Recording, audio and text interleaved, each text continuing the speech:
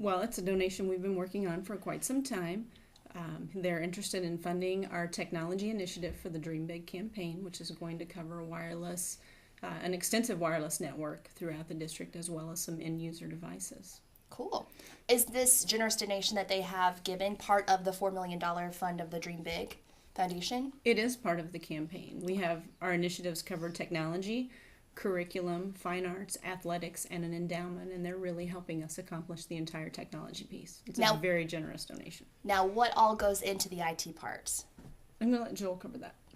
Well, initially, one of the things we have to do first off here is the backbone, to improve our backbone in our schools, and that's what this part will do.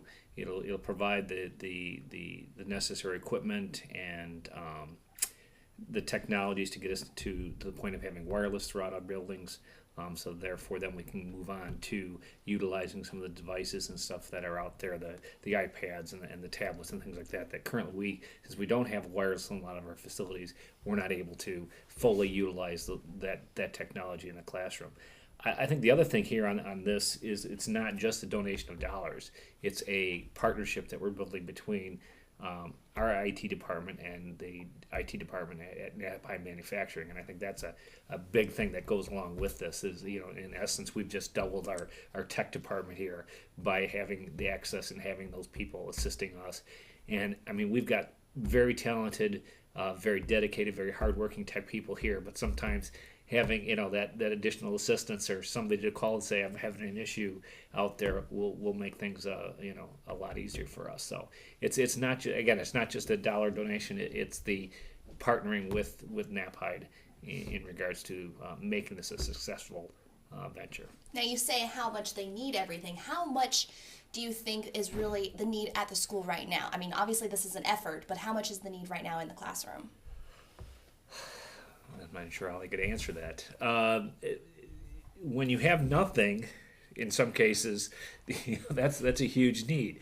I think our high schools and junior highs and probably Baldwin are a little bit better equipped. I know that a lot of the schools do have a lot of different technologies that they're using. They have smart boards, they have video projectors, but we're not equipped to get devices into the hands of the students as much as we would like to.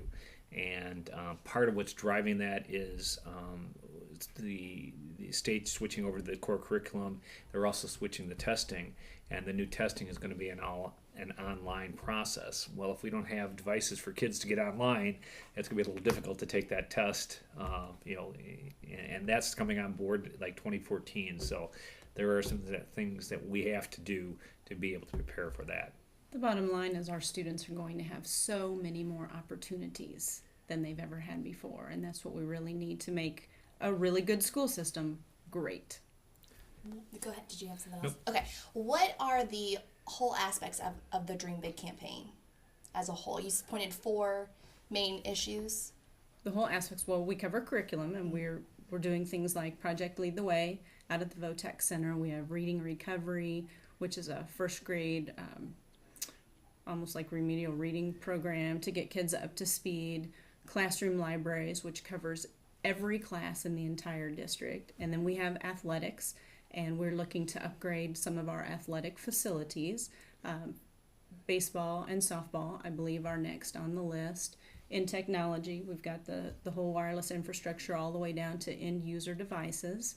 Fine arts, we'd like to upgrade some of our facilities there too. We have an amazing theater over at Morrison, or at the junior high, which is Morrison Theater. Then there's a theater at Baldwin. There's a theater at the high school, and they all need some upgrades. Just things the district hasn't been able to support through the years, but there are many generous people in the Quincy community, many alumni that will support these things. And then the endowment piece is basically a best use fund. In case funding is cut in the future, we can rely on the endowment. Maybe we can keep something going rather than lose it in our district. Rather than just donations in the community, how else are you guys planning on fundraising to be able to supply all of this need? When you say donations in the community, we have to expand it to our alumni community and other people with a vested interest. People maybe whose grandkids attend the Quincy Public Schools, or business partnerships. We have not, aside from the Knapheide partnership and some other a few other industries, we really haven't reached out to the business community, and that's a big part of what we'd like to do. And you are selling raffle tickets, correct? What is all of that for? That's actually the Quincy High School Alumni Association, which is one of our projects. That is also going to cover, the Alumni Association supports excellence in the public schools, so excellence covers everything we do. But really, our basic needs, I mean, they all come back to curriculum, technology, fine arts, and athletics. That's everything that happens in the Quincy Public Schools.